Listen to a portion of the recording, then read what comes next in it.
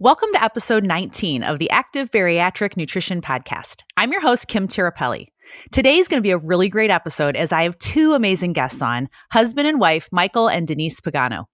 Michael was born and raised in Brooklyn, New York, and his interest in fitness training began at an early age of 9 when he was fascinated by the physiques of Arnold Schwarzenegger, Sylvester Stallone, and Hulk Hogan.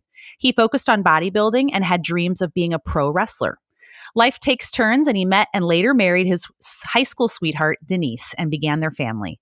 His passion and interest in corrective exercises and postures started to direct his training focus. He is an ACE certified personal trainer and began his career in Brooklyn over 15 years ago, and soon became one of the most sought-after trainers in South Brooklyn.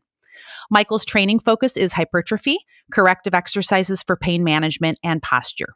He has the ability to tweak your exercise form to enhance the effectiveness of each exercise and will create your customized fitness plan, whether you are a beginner, intermediate, or advanced athlete. Denise became part of the bariatric community after undergoing vertical sleeve gastrectomy in 2018. Determined to come to terms with her why, she embraced therapy and began the deep dive into the echoes of childhood trauma, suffering from undiagnosed anxiety disorder, which would present with eating to cope and secret eating. Establishing cornerstone foundations of dealing with anxiety while losing 110 pounds, she fell in love with bodybuilding with the guidance of her personal trainer husband, Michael. She's a fitness and eating skills influencer, encouraging discipline, self-awareness, and establishing lifelong habits. Denise is also a certified wellness and health coach, mother to 2 daughters, and a 25-year beauty industry veteran. Denise was previously on the Active Bariatric Nutrition Podcast on episode 10. So if you haven't listened to that episode yet, definitely do that and come back to this one because you'll get more of a background on Denise's bariatric journey thus far. So thank you guys so much for joining me today. I'm so happy to have you both on. Thanks for having us. Thank you so much. Thank you. Yeah, I know we talked about this, Denise. I can't see you. Can you see me okay? Oh, you can't see me okay. That's okay. It's recording. We're good. When we talked, I know on episode 10, we talked about your bariatric journey, and you talked about Michael being a huge part of that with your strength training. Oh yeah, absolutely. I knew, as soon. I'm sorry. No, go ahead. Are you? I knew once I decided to, do this and pursue bariatric surgery that I was going to give it my all and be 100% in. And of course, according to what the surgeon, mapped out for the beginning, because the beginning is a little bit slower in pace of getting yourself together and making sure you don't hurt yourself internally and stuff. But Once I had the clear from my surgeon that I can start lifting, we did that. And we still started a little bit slowly. Maybe I was about 3 months after surgery, I started lifting maybe 3 days a week, and I walked very regularly. So walking was a main part of the beginning of my fitness journey, and whatever he told me to do is what I did. And he didn't have me jumping up and down or doing anything that was out of my scope or anything that would hurt me. Sure. The main thing I think in the beginning was for me to learn the basics and the mechanics of what I'm going to need to learn to take me to, for the future. Because if you learn the wrong way in the beginning, then it's a hell of a hard time to unwind all of that unlearning and learning to do it the right way. Sure.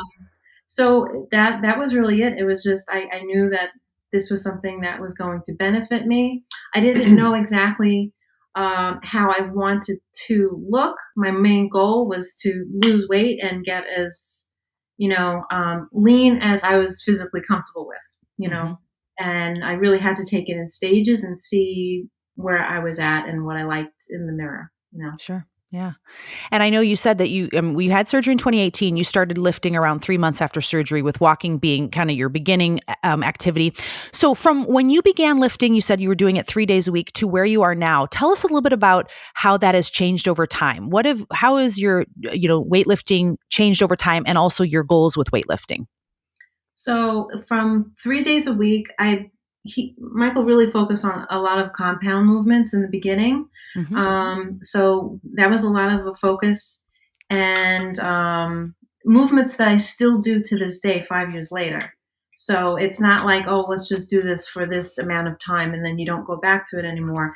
These are movements that are going to be with you pretty much your whole fitness journey, as long Right. as you want to dedicate time to strength training and weightlifting, then it's going to be part of your repertoire. So Sure. I started there, and then I really started to see results after like 2 months of, like 3 days a week, and Mm-hmm. getting in there and really seeing a good routine. And then once I saw results, I really was, okay, this is working, and I'm going to give it my all, my real Right. I'm all in. And he programmed me I think in January, 5 days a week split. Mm-hmm. And I just was dedicated. I didn't miss a day. I didn't miss a training. So he created that 5 day split for me, and it just took off from there. Yeah. Then at some point so like a year after surgery would have been August. I think in July, I had already reached my goal. I already lost 100 pounds, Wow. and it kept going. Mm-hmm. So I got down to, I lost 110 pounds in total, but that last 10 pounds was an eye opener for me. I was very lean. Yeah. I was very muscular, but it was a little too lean for me. And Yeah. I liked running still at that point. It Yep. wasn't It was too lean for me it too. was too lean for him too. But I'd be like, "Ooh, my legs are really little." And he's like, Right. "Well, stop running Yeah. because you're." So I had to tweak Sure. things a little bit. Yeah. And then we, kind of played around with the intensity and the frequency. Mm-hmm. 5 days a week is a lot Right. to do.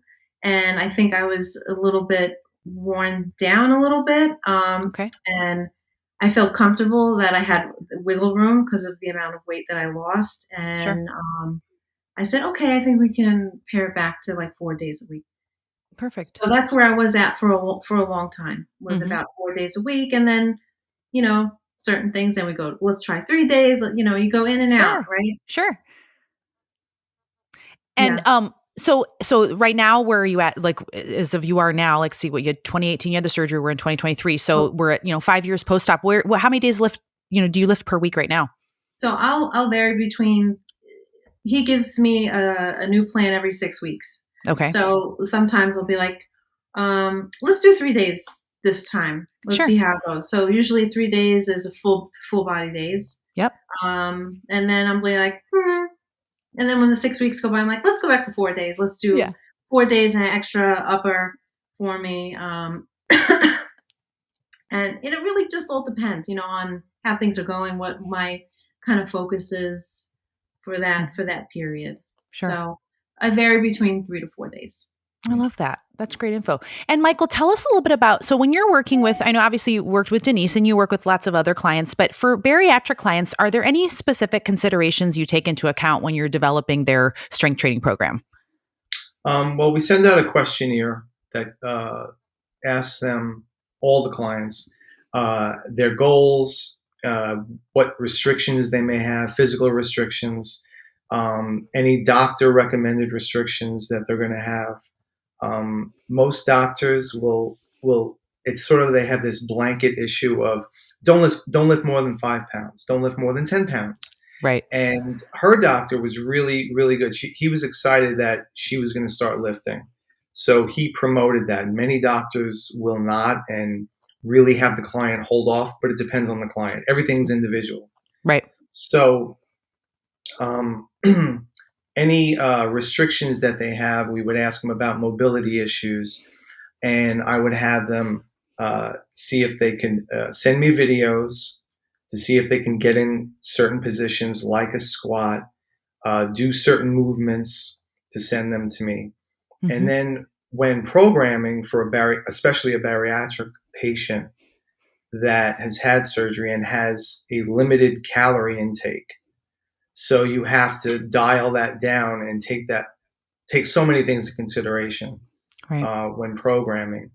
So I go more for a higher intensity and lower volume for most people, especially as we're getting older. And it's more effective. It's a more effective way of training, taking into consideration so many things. Sure. So when I do program for them, especially core work to strengthen and provide like a rigidity to their spine and to their core. You're getting cut open, that musculature is going to weaken and scar, and you want to provide yourself so you can have longevity. Right. So I give them basic core exercises, not much rotational in the beginning, just basically static holds to build strength in that area, combined with their regular strength training program. Is basically what I focus on, taking into consideration their calorie intake and any doctor restrictions, really. Sure. And what are some of the different training methods that you use with clients to help them achieve their goals? Well, now I focus mostly on muscle building, hypertrophy. That's what I like. That's what I enjoy. When I started educating myself like 20 years ago or so, and not being just a gym rat, I had an instructor tell me, he goes, look at the gym floor. He says, you see what I see out there?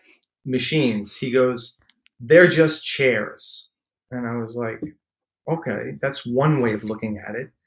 And so from there, I started to train clients at first purely like body weight exercises, free weights. Everything was free weights. Everything was body weight training, maybe a little bit of bands. And I would hardly spend any time on the machines. Now that I've gotten older, like we said, I going through a gamut of from body weight training to kettlebell, TRX, all a little bit of CrossFit. I'm not a huge fan of CrossFit, but as long as you're moving, that's fine. Totally. Yeah, I'm not saying anything against CrossFit at all. They're amazing. But the whole gamut, I try to apply everything in the toolbox to a client. Yeah. However, now I really want to focus on like having people, like you said in the intro, it was like I want them to a little bit of adjustment makes a world of difference. So when I see a client doing something, I'll adjust them. It's difficult online. It's more difficult online to do that. Yeah. But you have to have the eye for it and to know where the levers are and where the pulley is and all those kind of things. Sure. But it makes a huge difference. So when I just basically have to focus on the client and what their goal would be as far as the questionnaire, like I said. Sure. But it's more so. I think one of the question that you asked was, and that they enjoy it. I don't know if it's much enjoyment while they're doing the work, but right. the enjoyment comes with the results that they see. Very true. Very true. Is the best way I could put that. Right. But now I focus more on hypertrophy more than anything else. So can you talk to us about that? Because I'll get that question a lot. What is the difference between strength and hypertrophy training for a bariatric client, for example? And like, are there different days of the week you would focus on for those different goals, or for beginner versus more advanced? Can you kind of just tell us a little bit about that? Because I get that question quite a bit, and I think those terms are used interchangeably. Strength? You mean strength and hypertrophy? Yes. Whenever I had a client answer a questionnaire where she said, I'd like to go hiking. I'd like to be able to go hiking. And I'm thinking to myself, and I didn't say it, but I'm thinking to myself, well, why don't you just go hiking then? Yeah. And do you want to climb a mountain or hike a hill? And so I'm like, as long as you're moving, like I said, that's the best part. Most bariatric patients that have had tremendous amount of weight have been sedentary for way too long. Right. And so the best thing that they could do in the beginning is just move. Mm-hmm. So when it comes to strength training, I always say that strength will come, and with the training itself, if you put on the questionnaire that you want to compete in training, in powerlifting, that's a different story. Then we would go to certain conventional lifts, which I'm completely not a fan of, especially online. I wouldn't do that online. I would only do it in person with a person, Mm-hmm. because you'd have to watch them right in front of you, be there right in front of them to correct them on those full body lifts. Sure. So I always tell people that the strength will come, and mostly women, they'll say, "I want to get stronger," and I'm like, "Well, you will if you're consistent with it." Right. So, and above all, and this one always says it, consistency is the most important thing. Frequency, consistency is above. There's three principles in training. There's duration, intensity, and frequency.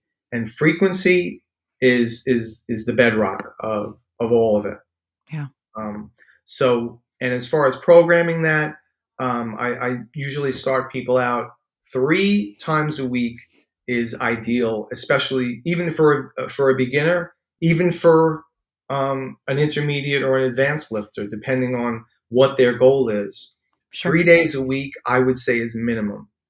But it's like a sweet spot, Right. depending on how advanced they are and what their goal is. Sure. So like a beginner that comes to you, you might start them with 3 times a week. And then if they have, specific types of goals, you might build them up based on what they need to reach that goal, whatever that might be. So they may go more than 3 times a week, you're saying. Yeah. When I was younger, and I would be going 6 days a week, Sure. once in a blue moon, twice a day, but not anymore. Now. So now, but 3 days, 5 days is ideal for an advanced lifter. Okay. Maybe 6, depending if they want to compete, but 3 days is usually where I start people. And it depends on their time. It depends on their life, their schedule, and everything. But and I also do. In the beginning, I make them. When I do a program, I actually write out a narrative as to what they're doing and why they're doing it. Oh, I love and that. explaining it to them. So, like if someone, and so I also try to explain to them that they don't have to be, number one, beat themselves up if they miss a workout, Right. be so regimented. And I'd rather if they're going to go on a Monday, let's say, they don't have to go on Tuesday. I'd rather they didn't go on Tuesday. I'd rather they went on Wednesday or Thursday and get that rest. Sure. Now, and what I also explain to them is you're going to work for your rest. Make that workout count so that you can take that 2 or 3 day rest, because you're going to need it, because you're going to be sore. And I don't want the client going to the gym when they're sore. And, the famous thing you hear about is leg day. You can't walk, can't get off the toilet after leg day. So I don't want you to be like that and hate it. Right. You should be refreshed when the next time you go to the gym. Sure. Yeah, that makes a lot of sense. And hypertrophy is development of muscle. Yeah. It's focused on muscle. Yeah. But I think that people, especially bariatric patients, they want to skip the work part, and that's fat loss. It's good to develop muscle underneath and to Definitely. I definitely did. Some people are like, "Oh, I just want to lose all my weight first, and then I'll train." I mean, I didn't do it that way, so I don't know what would have happened if I did do that. But I think I would have been way more flabbier than loose and flabby than I was. So, and it's like using that magic time of your restriction being at its highest. Right. And your focus being at its height, and really you can tone, you can develop muscle while you're losing fat. It's not like right away, but you have to allow your body to do what you signed up for, which was to have fat loss. Right. So that has to occur. Yeah. That definitely has to occur while you're lifting, while you're committed to a fitness routine, and Right.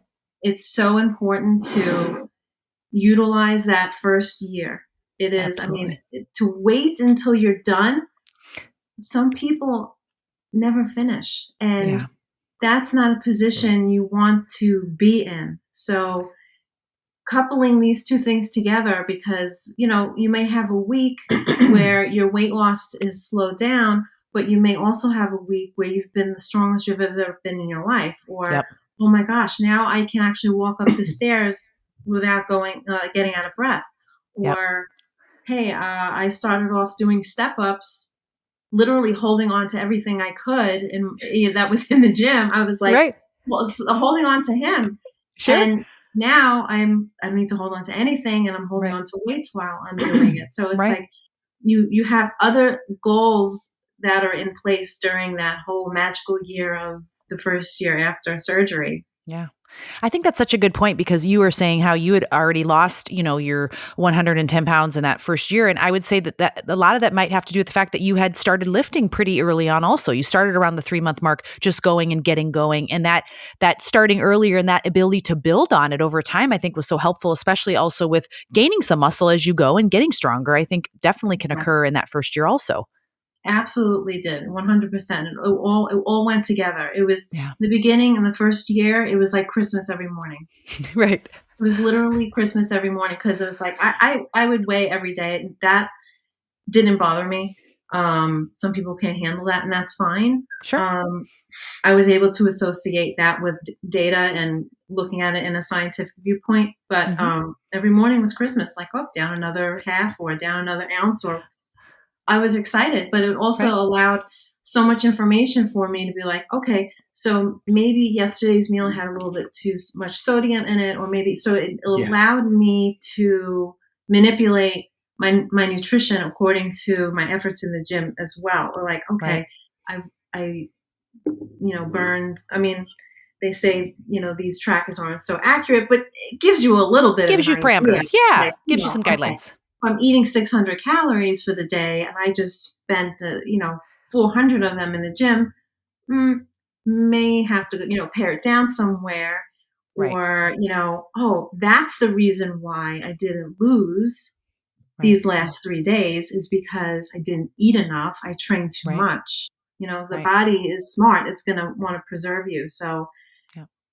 we'll see people, I'm hardly eating, and I'm working out, I'm doing all this stuff. And it's like, yeah, well, your body is surviving on 200 calories. So good Right. luck, Yeah. you know? Need a little bit more. Yeah, absolutely.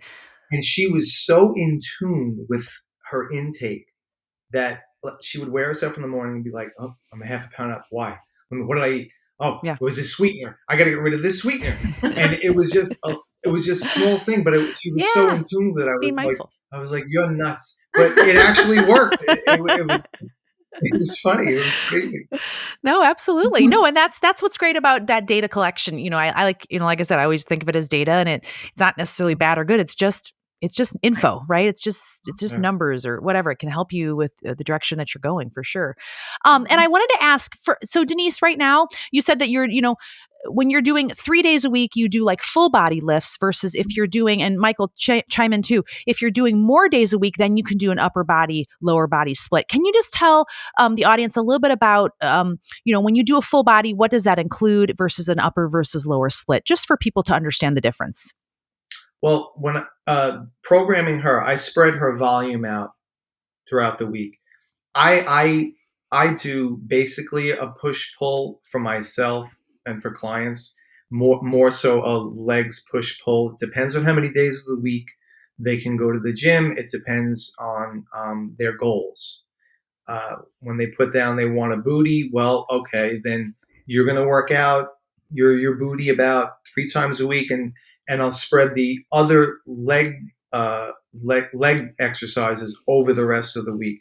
So she would do, let's say, Romanian deadlifts and hip thrusts on Monday, and then and then after a day of rest, she may do one exercise on Wednesday of step ups or lunges or squats. Sure. And without me knowing it, she did squats the other day, and I didn't program that, but she just, And now I'm in pain. yeah, now she's Uh-oh. working. So I try to spread the volume out. I'm not a fan of full body days unless it's spread out, unless the volume is spread out. I see people, I have to wear blinders at the gym, and so does she. We'll go through an entire workout of, let's say, back and a limb exercise, a couple of limb exercises. And that's 90 minutes already. Oh my At gosh. least Hour and 15 minutes 75 or so. to 90 minutes worth. Yeah. Sure. With 2 to 3 minute rests. We rest. Yeah. Yeah. And we'll look at other people, and they're there for 3 hours. And Wow. while we did our one whole workout, this particular guy is on the leg extension machine for that entire time. Oh my gosh. It blows me away how the amount of overtraining that I see. And Totally. look, you enjoy it, that's fine. And that's one of the things if you want to get in and out of the gym and have an effective workout, then I'm the biggest fan of low volume, high intensity training at this point in my life, and for clients, especially bariatric clients, because there's so much wasted volume that people don't understand is happening. The basic idea of building muscle is that you want to have an involuntary slow, let's say, I'm being very specific now, an involuntary slowing of your muscle within 8 reps. Mm-hmm. That is the best way, the most effective way to grow muscle. In terms of cost benefit, it's called the stimulus to fatigue ratio. Mm-hmm. Mike Israetel came up with that phrasing. It's basically in a workout, and this is how a trainer should program. You have to take into account every little thing that you're programming for a client. You can't just give a client, I don't program deadlifts, and I never will. Deadlifts and then squats and then lunges, and they're not on PEDs. They're not going to benefit from that. The only thing that's going to do is cause them to get extremely fatigued. Yeah. And they're not going to benefit from the rest of the workout. Right. So what I try to explain to people, and like I said, I do it in the narrative because I try to make it more educational than just giving a program. Right. And that is, I try to help people understand, do you want to get to that failure point in growing muscle at the 8th rep or the 30th rep? So people that want to go to the gym and spend all the day at the gym, all they do is 30 reps on everything, 20, 30 reps, and they spend all day there. That's fine. That's fine for them. But I do not program that way anymore. Yeah, it sounds like more efficient to do it that way. And I just wanted to follow up with you. You said spreading volume out across the week. Does that mean how many sets or per muscle group that you do? You'll do only a certain amount of movements each day. Is that what you mean by volume? Yeah, basically the exercises, like on Monday, she like I said, she may do 2 leg exercises.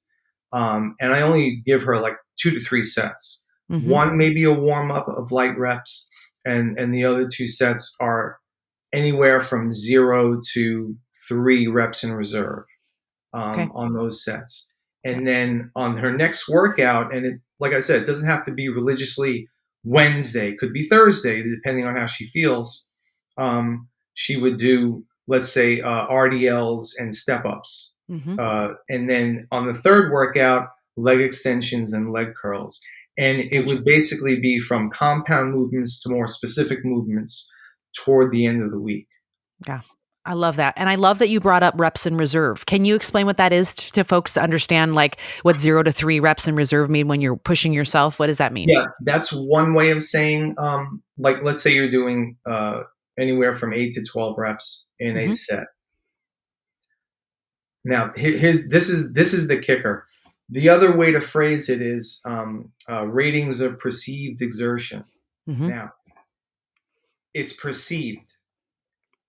Perception is not reality. Most people, when I see women at the gym taking the cables like this off and doing exercises. And if Yeah. they think they're working hard, that's their perception. Right. It's not reality. So Right. simply put, what I mean by that is you want to choose a weight. And this is also what I talk about when I write a narrative for a client. Choose a weight where you're going to fail, and be honest with yourself when choosing it by, let's say, the 8th or 9th or 10th rep. Right. Now, that's not, and what I mean by that is that's not all the time. So if you're at 8 and you think to yourself, I can do 2 or 3 more, then stop. Then you can, now you don't have to stop on that rep. I don't recommend more than two failures in a set for a body part, let's say. Okay. So you would take that to failure.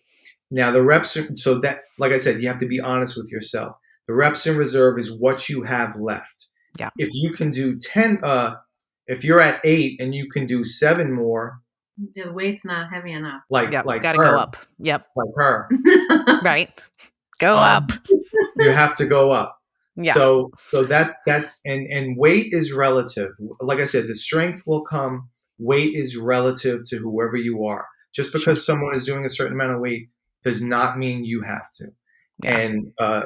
And form is paramount as far as that goes, because injuries will happen. Absolutely. So the reps in reserve is basically that. It's basically being honest with yourself and working to that point of failure in an efficient amount of time. Right. And you want to have that, like I said, that involuntary slowing of the muscle, of the rep. There are a lot of people that talk about how your first rep should look exactly like your last rep. I sort of agree with that, in the sense that your form should be maintained. Unless you're going for higher strength and want to, go up in weight and you do a little bit of cheating, fine. But your rep velocity will slow down toward the failure. And that's what your goal is. Yep. Absolutely. No, I love to hear you say that. Go ahead. The rep in reserve can vary week to week. Yeah. Because last week I hitting PRs, and then the next week your body's like, no, we're not doing this week. Right. Or you didn't eat enough, or you didn't have a good sleep. You didn't sleep well enough. Yeah. And it doesn't mean that you did anything wrong. It's just, hey, being in tune with your body, listening to your body, and not pushing it past the point. So that's for sure. But in the beginning, when you programmed me, a lot of my stuff was in reps were 15, 12, 10, 8. That was a lot of how my reps went in the beginning. So it was usually 4 sets in that progressive. My first set was lighter, and then the next 2, the reps 12 and 10 were kind of moderate, and then that last set for 8 was harder. And I did that for quite a while. Right? We did that kind of progression. Yeah. That's so I was just sort of like greasing the machine with her, in the sense that it was like wanting her to feel what it was like to work that way with higher reps, and then chiseling it down to lower reps and higher intensity, higher weight. Yeah. But I don't work that way now. Now I don't work in that sequence anymore. Okay, well, let's talk about that, because that was my next question, was just when you've hit a plateau, or you just felt like you needed to change things up. And I know you said Michael gives you a new program like every 6 weeks or so. Tell us a little about what you've done to change things up. What are some different variances that you've done in your workout, besides maybe changing the reps or the sets, things like that? Well, I could say nutritionally, I increased carbohydrate intake. Yay! And for sure, that was when I was at my leanest, and we had to really retool everything. I had to retool everything too here, but I really wanted to create shape. So to do that, I believe at that time you program, I think lower body 4 days a week for me.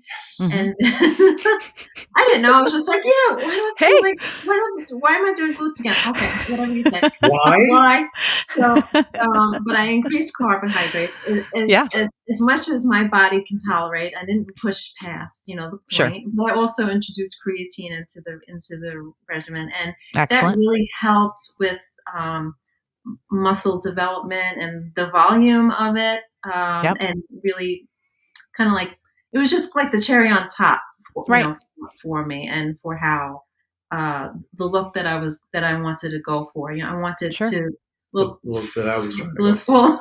Yeah. To, create this, little thing going on here. So, it's still a work in progress, but that's on my end. That's what I did. And then I just made sure that I listened to his plan. And also I really pared down cardio a lot. I just, my main cardio was really Stairmaster, maybe 10 minutes before and maybe after if I felt like it. And then walking. That's really at minimum 10,000 steps, trying to get 10,000 steps. 10,000 steps. But the rest of it was his program. So how did you shift my programming from the beginning of that? Well, I think we already said, but just higher intensity, heavier weight, pushing ourselves to failure a few times a workout. That's really it, to build the muscle, and not doing the cardio. Not as much at all. Not cardio's not bad at all. I'm not saying that at all, but it's just, if you want to build muscle, maintain muscle mass, that's the give and take. Just depends on the goals. Yeah, absolutely. Yeah. And let's talk about that. So if you have someone, Michael, that you're working with that, is they want to gain muscle mass, but then they're like, hey, now I want to lean out. Cause I'm sure you hear that all the time. Cause I know I hear that quite a bit too. And when folks say that to me, it usually just means they're wanting to reduce their body fat, but they still want to maintain muscle. How do you adjust like their programming for someone that wants to go from, bulking or muscle gaining phase to more of a leaning out phase? That's 80% of that is their caloric intake. Right. And then adjusting, like, instead of doing, depending on where they are, depending on what their goal is, instead of doing, like, if I program supersets, we wouldn't do any supersets. It would be more straight sets, taking into account their caloric deficit. And then dialing back wherever we think we need to, because it's not a set formula. You have to see how that person is doing and keep track. When she mentioned before, one of the things that she could do, but she doesn't, she really remembers, she's good at that, as to what she did last week and how she did last week. People should keep a workout journal, if they're serious about it, so they know where they were last week, so they know where they were yesterday. Right. And so they can keep going on. So, and there's where the tweaking comes in. So maybe a little bit more of cardio, but mostly it's the calorie intake, paring back on the calorie intake, and then paring back on the volume a little bit to match that a little bit. And that's basically it. Yeah. Okay, perfect. No, because I do get that question quite a bit. And because, as you know, everyone has different goals and different phases that they want to go through. And some folks want to go from the muscle, now they want to lean out, or vice versa. And I know certainly on my side of the equation, the nutrition aspect, I look at, well, we might reduce the calories, but we want to keep the protein high so that they can maintain the muscle mass as they're losing body fat. So that's something that I know I work with folks on doing as well. So I just want to hear your side too for the weights, because I get that question quite a bit. And I'm like, that is for a fitness professional such as yourself that can help you with that. And I wanted to ask, so that's exactly what you just said was perfect with the maintaining the protein intake. I'm sorry. Yeah. Oh, absolutely. Yeah. Oh, no, definitely. Protein intake. Yeah. Well, we cut the calories a little bit. Yeah. Tell me a little bit about, what do you think of rest days? So like, Denise, what do you guys think about, active recovery days or rest days? How many days do you typically recommend, or what do you recommend folks do on rest days? Because we do get that question a lot as well, which is, oh, I'm losing weight, I shouldn't have any days off. And I'm not a fan of that. And I just wanted to hear your perspective on it. Well, when I was in active weight loss phase, right? Because I think that's important, is what phase are you in this journey? If you're still actively wanting to lose weight, then I think 2 days a week of rest Hmm. is recommended. How you want to put it in your week so that it makes sense for you, matters. Right. I see a lot of people do active recovery days, and then they're really only getting one real rest day. Right. Um, I don't know. I think it all depends on how your body is and how your body functions, and if you have any other like pre-existing issues going on, or how your body feels. It's very specific to each person, because people can be like, well, I want to do it every single day, and that's fine. But if you're really not giving your body proper rest, then it could be a detriment, Yep. to you. So Absolutely. I think it's the safe thing to say is that if you absolutely must work out or do something every single day, then 2 days a week, just walk, Yeah. just do and I see people, they'll say active recovery, but they're lifting and they're doing all this stuff. That's not active recovery. That's working out That's working out. differently in a Totally. different font. It's working out in a different font. Right. Um, but it really all depends. So Yeah. when I was in active weight loss, I rested 2 days a week, Hmm. and I worked out 5 days a week. Yep. And once you reach your goal, you can revisit like all of this stuff, because Absolutely. you can see like, okay, you have to take into account, is what I've been doing something that I can continue doing for the rest of my life? Is it something I want to continue to do? Is it something that's feasible? Am I going to be able to eat this way the whole forever? No, you won't, and then there has to come in terms, life balance has to, play into there, Totally. losing weight and getting healthy and telling obesity goodbye is a full-time job. And that's how I treated it in the beginning, that was my job. And Sure. that's all I was employed to do Yep. for that year and a half, and that's all I really focused on. And once you get there and you actually attain the goal, then you can revisit all of that. So For sure. I think everything within reason, Yeah. and Absolutely. you have to take all of that, that year of really learning to listen to your body, Right. learning to listen to your body when it's tired, when it needs rest, Yep. when it's truly hungry, when you're truly full. Like, I think that all goes in the same package of discovering who you who you are and how you're supposed to function Right. without having food as your driver.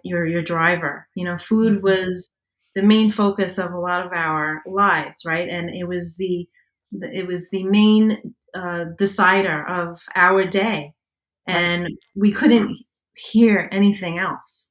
How do I know if I'm tired? Am I thirsty? Like, all of those questions that I can ask myself today and have a valid answer, like, oh yeah, I am tired, or I do need to have rest. You can hear those questions now, and you're able Yeah. to answer them instead of, let's just eat, or, well, we're not going to worry about this because we're going to eat and numb it. And Right. a whole world comes open when you allow your body to really talk to you. You Totally. know, so I Yeah. think it's really, really important. It's so massive, like all of the things that happen within the first year. Yep. Um, so I think it should be practiced, and let me listen to my body. And I Yeah. know people get a little overexcited and they want to do it, and that's great. Right. A lot of people have something to prove, like, I'm not this lazy person that I thought I always was, or, I'm going to show them, or whatever. I think at some point we have to cross that threshold of trusting ourselves and trusting the habits that we've created, Yeah. and Absolutely.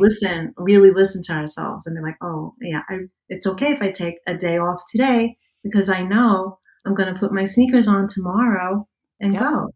Absolutely. Yeah. And I think, I know, especially for folks that really want to, start lifting more, I think those rest and recovery days are so important to allow that muscle protein synthesis to occur and for you to, still focus on good nutrition on those days that you're off. Just because you're taking a rest day doesn't mean you drop calories significantly. I think there's all these things to learn as you go through this process. And I know, it's just, it's something that it takes time, and that first year you're learning so much about your body and all these new changes.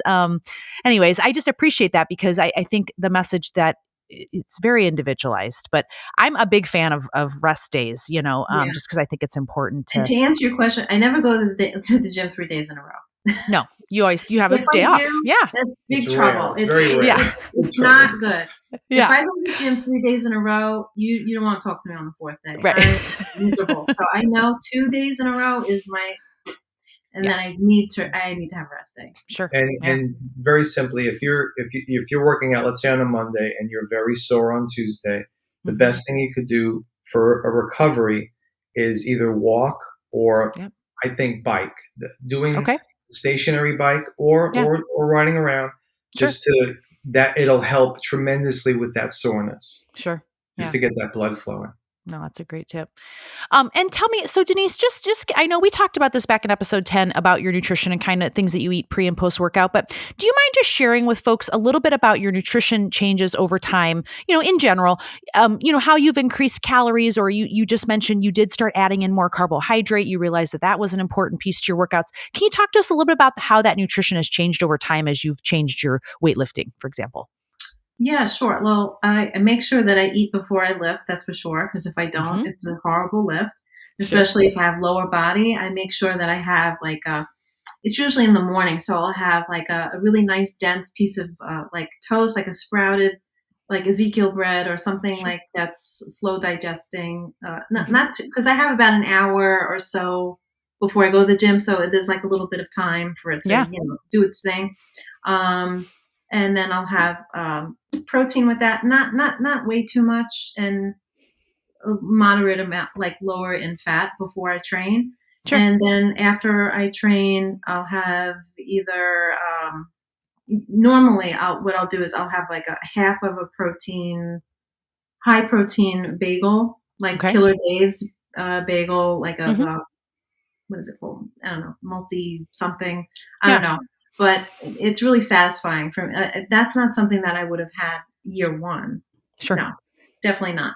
Year one, I would have had a corn thin with Laughing Cow cheese on it with maybe one piece of rolled turkey. That's about it. I couldn't really do that, or I'll have couldn't do more or protein shake. That's it.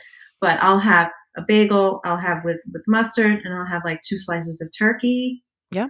And then that's my recovery meal, after, depending on in the day. And then if it's later in the day, then I'll have, before I work out, I'll have that bagel. I'll have it before and with turkey or something like that. Go to the gym and then come home, and then I'll have another whatever protein with sweet potatoes, or I'll have quinoa, or I'll have Banza pasta. Yeah, that pasta. The protein pasta. I'll have that with it. And that's how I, incorporate more. Yeah. I just have to, I judge my day based on if I'm training or not. If I'm not training that day, then I try not to have as many carbs as I would on the day that I would be training. I still eat them. It's just I'll have an extra serving of it on the day that I train. Yeah, I think that's excellent.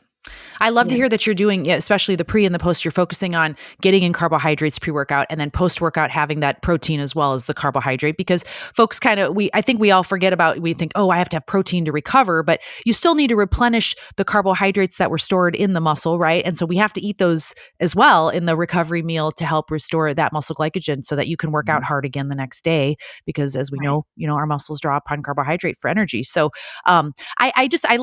I love that you share those real life experiences and examples, because I think, especially, and I know you're farther out, but it just goes to show that, you are able to incorporate more as you move out from when you had your surgery. And like you said, you ate a lot less in the beginning, and that's perfectly fine because that's all you can tolerate. And now where you are now, you can do more and you can, see the benefits of that too and how you feel in the workout. Right. If you want a booty, you have to have the carbs. That's right. And you Gotta have gotta some lift the carbs. weight, and you gotta That's lift right. heavy. You gotta lift heavy. You gotta lift heavy according to you, like not Yeah. heavy Right. according. Yes. It's relative to what you Absolutely. can lift safely. Everything safely. Totally. Yeah. Safety first. And I wanted to ask, so Michael, I get a lot of questions, more so really from older, I'd say older, but women as we get a little bit farther along in life, and with weight training in general, I get a lot of questions from women. First of all, how they can gain muscle mass as we get older. How do we maintain that as we get older? Can you talk a little bit about that for women and men? But I just typically tend to get a little bit more questions from females about being able to build muscle mass as we get older. Yeah, well, most of my clientele, when I was in Brooklyn, they were all women practically, and maybe I Sure. had two men Yeah. out of all of them. But I read a study a couple of months ago, and you can always read a study. It's like one study will say one thing, one study will say another thing. But this was a good study that said you can gain and maintain muscle mass in your golden years of 60, Right. 70 Sure. years of age. The best selling point I ever gave women would be, if you want, there's no amount of supplementation that you can take of calcium to maintain bone density like you could if you lifted weights. Yeah. So that's the biggest selling point. You can maintain muscle mass and you can build muscle. You're not Absolutely. going to be, it's not going to be a tremendous amount, but it Yeah. will be a difference if you actually put the work in. Yeah. And when training older clients, I would definitely have them on those machines. Let's say I had them for 3 days a week. I would have 2 days of them doing low volume, high intensity training that's relative to them, Mm-hmm. and slower velocity on the concentric and the eccentric. Mm-hmm. So very slow. I'm talking about practically anywhere from 4 to 8 seconds between the positive and the negative, Oh, just to maintain safety. And sure. that it's not as bad as the super slow kind of training that's out there, where the rep velocity is, it doesn't even look like they're moving. Oh, That's how wow. slow they're moving. Oh, I wow. don't go that slow, but older clients, to maintain safety, to maintain joint health, or safety, I should say, with joints, very slow reps. And Mm-hmm. then 1 day a week, if they're able to have a body weight day of possibly split squats, lunges, Mm-hmm. maybe a little bit of free weight, Yeah. just to have them move on their feet Sure. if they can. That's the important thing, is to keep moving as much as possible.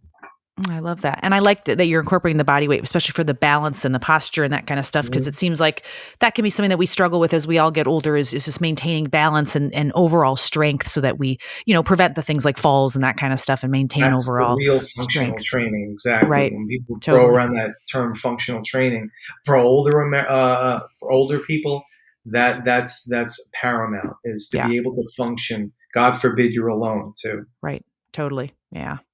Well, what's any advice that you guys could share to someone who's starting a lifting program after bariatric surgery, or maybe for an experienced lifter, maybe any advice that you have for someone after bariatric surgery? First of all, I would say get a trainer, Yeah. get an experienced trainer, and it is very intimidating to go to the gym by yourself if you had weight loss surgery, if you're still large and overweight.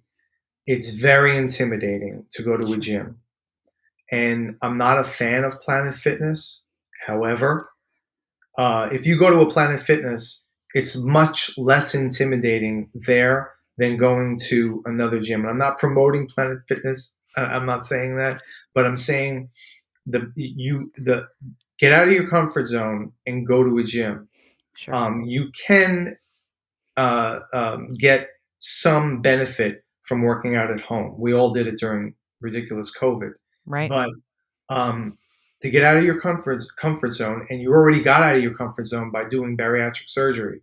Yep. So I would say go to a gym and get a trainer if you can afford that, because you're just going to be wasting time otherwise. Sure. And you want that guidance, you want that push, and you want to do it safely. Yep. And and if anybody needs to know tips on whether or not you have a good trainer, there are certain things you could, if a trainer just says do this, Right. get another trainer. Because I've seen that all day long, and Yep. and it's not a good thing. It's terrible. It's a waste of money and your time. Yeah. But get out of your comfort zone and actually get to a gym. Yeah. Decide, and then I'm not saying that you have to do that. You can go walk in the park, and just moving is the best thing. Absolutely. Anything from you, Denise? No, I mean, I think I said something similar in my previous, previous talk, but definitely, interview them. Don't feel like, don't get intimidated by a personal trainer, or that, Right. they the end all be all, and you're a customer, right? And Yep. they're supplying a service to you. So you're allowed to ask questions, Absolutely. ask to speak to maybe some of their successes if they have. You want to see maybe some before and afters. You want to ask them how many years they've been doing this. Right. What's their continuing education? Or are they currently, working towards something else? Or what do they specialize in? There's a Right. lot of trainers that specialize in different things. Sure. And, you'll know if it's the right fit or not. Right. If you start to go and you're going to commit, and it turns into a therapy session for them, Right. get a different, Right. personal. Right. It Right. should be about you. They should be focused on what you're doing in the movement, Yeah. not just them sitting there counting. But you want you want someone that knows their stuff. And it's hard because Absolutely. you're not going to know if they know their stuff until you get there and see. Right. But if you could observe them working with other people first, Sure. that is a good thing. Like I know what to look for. Like when I see personal trainers in the gym and they're working with people, and I see certain things that I don't like, or Right. things that I know are absolutely wrong. Sure. It's just something that you would have to, just kind of feel out. But I think that the number one give is that if they're not looking at how you perform certain movements, or like, let me see how far you can, squat, or let me see you lift your hands above your head, like certain Right. keystone movements. And Right. if they show you a movement and they never correct you on anything at any point, Yeah. there's no way that you're a beginner lifter and you're doing every single movement correct. It's Very true. impossible. It's Very impossible. true. So if they have never corrected you or moved your arm or told you to do it, get a different trainer. Yeah. Because I can guarantee you're doing at least one of those movements wrong. Because Right. we've all been there. We've all Totally. been there. Yeah. Gosh. He still corrects me to this day, and I'm happy because when he does, it's like, boom, I feel it now. Yeah. Now I can feel it. You could just do this, right? Sure. Boom. But what am I working out? Right. What muscle are we focused on? Yeah. What are we doing? Right. You could do something as little as bring it in here, and now I feel it. Right. It's very Right. small little things. It just saves time. It makes your workout so much more effective, efficient. And I personally think having a second set of eyes on you and giving you that feedback is so helpful. Cause like you said, yeah, you don't know. Somebody's just you're doing stuff. And oh gosh, I haven't even been focusing on the muscle group that this exercise is meant for because I'm not in the right form, but you don't know that, And I think having an expert there is so much, so such good feedback and helpful for It you. could be something as simple, like I see this all the time when people do RDLs. It's like chronic. It's an epidemic, because like I would always do them with my head up looking at the mirror, right? Sure. And it's just simply your neck should be, neutral. Right. You see it all the time. I see it everywhere. everyone posts their little the things online, and I'm like, oh, their neck. Oh, yeah. But just having that second set of eyes, like you said, Totally. let's fix Yeah. that. So helpful. And scientifically, that's if your neck is propped up, you can potentially shut off part of the posterior chain. So you And then you're want missing to be out. neutral. Right. Yeah, good. I love that. No, that's such a good point. And so, well, let me just summarize this. So, first of all, you guys are awesome. Thank you so much for your time today. I so appreciate it, because I think this information is so helpful, because I know in my previous episodes, we've talked about some strength training and resistance training and, but I love I like to hear how you've actually implemented things with a real person, and the programming and the advice that you've given today, Michael, and especially Denise, from your perspective, which is a bariatric client who's, been utilizing strength training to really change your body composition after surgery. I think it's just been so helpful, that information. And I appreciate that. Thank you. Thank you. We appreciate it. It's always fun to talk with you, Kathy. You guys are awesome. Well, tell everybody, where can we find more about you? Where they can contact you guys for questions, and Michael, your business, if you don't mind. You can get me on Instagram at fit_body_con, CON. So fit_body_con, FitBodyCon. Perfect. And you can find me at Crunchy Sleever. Awesome. You can find us both there. If you can't find him, you can contact me. Whichever is fine. We also have another page. It's our coaching page, but we're retooling a lot of everything there. The coaching platform that we have, and the way we deliver programs, where we're tweaking that a little bit.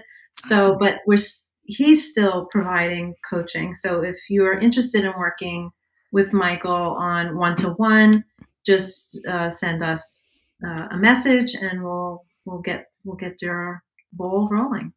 I love it. And awesome. You can also email it bodyforgedpt. Okay. bodyforgedpt@gmail.com. Okay. And I'm going to put that all in the show notes here at the bottom, so that folks can just click on that easily, and then they'll be able to find you guys. So get into contact. And I highly recommend it, you guys, because you can see Michael knows his stuff. Denise is a living example of implementing all these great changes and workouts and mindset changes too. And that's why I just so appreciate everything that you share too, Denise, on your Instagram page, because you give real examples of living this life. And I just appreciate your time, both of you guys, today. Thank you so much. Thank you. Awesome. Our pleasure. Yeah. So you guys, if you want to watch this episode, because you should, because seeing Michael and Denise together is amazing, you could go onto my YouTube channel, which is Active Bariatric Nutrition. You can also follow me on Instagram at Active Bariatric, and I also have a Facebook and TikTok page. And if you're interested in learning more about my one-to-one bariatric nutrition coaching services, you can reach out to me through Instagram or on my website, which is www.activebariatricnutrition.com. And guess what? We are going to do this again next week. So thank you so much for joining me today. I really appreciate your time. And Denise and Michael, thank you again, guys.